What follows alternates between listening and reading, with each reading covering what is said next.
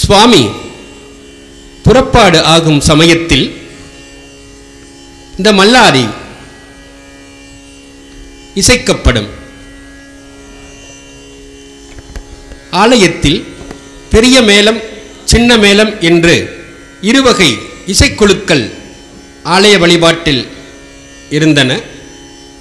இன்று சின்ன மேளம் தவிர்க்க முடியாத சில காரணங்களால் ஆலயத்தை விட்டு அகற்றப்பட்டுள்ளது.